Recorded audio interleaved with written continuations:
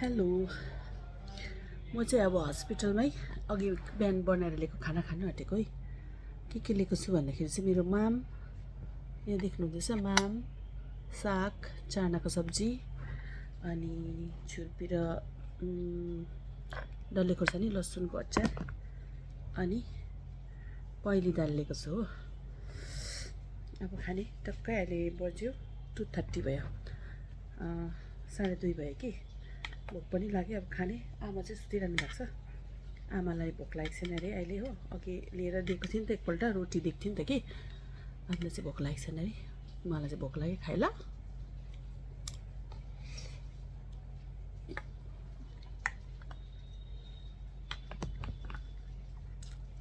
आज डल्ले खोर्सानी ल्याउनु बिर्सेछु।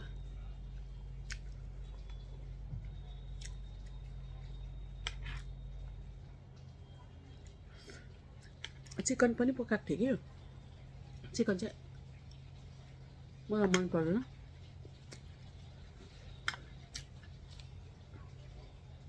तपाईँहरूले सोच्नुहुन्छ र बिमारीलाई त हस्पिटलबाट खाना दिन्छ त किन घरबाट ल्याएको भनेर।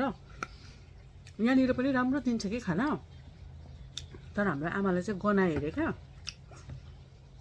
गनायो खानै सक्दिनँ भनेर भन्नुभयो नि त। अन्त बिहान ब्रेकफास्ट चाहिँ यहीँबाट दिँदैछौँ, दलियाहरू खोलेहरू। अन्त खाना चाहिँ घरबाटै लिएर आएको।